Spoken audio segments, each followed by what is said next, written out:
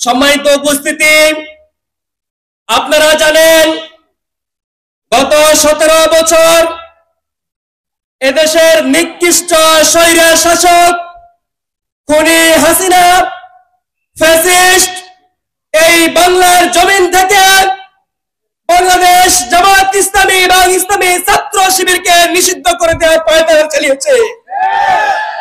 কিন্তু তারা 17 বছর জামাত ইসলামের নেতা কর্মীদেরকে ফাঁসি দেওয়ার পরে, জামাত ইসলামের নেতা কর্মীদেরকে জেল জুলুম নির্যাতনের শিকার করার পরে, হামলা মামলার শিকার করার পরে, তারা জামাত ইসলামীকে স্তব্ধ না করতে পারে গত 5 আগস্ট তারা বাংলার জমিন নয়, সারা পৃথিবী থেকে তারা পালিয়ে গিয়েছে।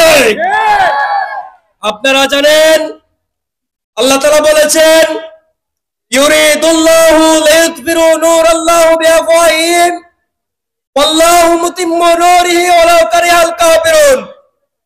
কাফের মুশরিক বেতুনরা আল্লাহর দ্বীনকে, আল্লাহর নূরকে জমিন থেকে নিভিয়ে দেওয়ার জন্য প্রচেষ্টা চালায়, কিন্তু আল্লাহ তাআলা তার দ্বীনকে, তার নূরকে এই জমিনে প্রজ্বলিত করে দেয়। আমরা আজকের এই কুরাইশ মুন্সি মাটিতে এসে যারা গত 17 বছর জামাত ইসলামী ইসলামী ছাত্র শিবিরের উপর স্টিম রোলার চালিয়েছিল, আমরা আজকে এই কর্মী সম্মেলন থেকে এসে ভাইদেরকে বলে দিতে চাই, জামাত ইসলামী জুড়ে বসা কোনো দল নয়। জামাত ইসলামী লড়াই করে এই জমিনে টিকেছিল, জামাত ইসলামী এই লড়াই করে বাংলার জমিনে টিকে থাকবে। আমরা আজকে এই কর্মী সম্মেলন থেকে বলতে চাই, যারা এখনো বলতেছে জামাত ইসলামী ইসলামী ছাত্র শিবির বাংলার জমিনে কাজ করতে পারবে না, আমরা সে ভাইদেরকে বলতে চাই, আপনারা গত 17 বছর যে কাজগুলো করেছেন সে কাজগুলো আপনারা বলে যান। সে কাজগুলো বলে গিয়ে আল্লাহর দ্বীন, রাসূলের আদর্শ বাস্তবায়ন করার জন্য আপনারা সমাজে এসে কাজ করুন।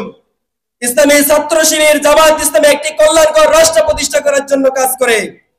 সেই রাষ্ট্রের এই জনগণকে উদাত্ত আহ্বান রেখে আমি আমার সংক্ষিপ্ত অগোছালো কথাবার্তা এখানে শেষ করতেছি। ওমা তৌফিক ইল্লা বিল্লাহ। আসসালামু আলাইকুম ওয়া রাহমাতুল্লাহি ওয়া বারাকাতুহু। বাংলাদেশ জামাত ইসলামী জিন্দাবাদ, ইসলামী ছাত্র শিবির জিন্দাবাদ।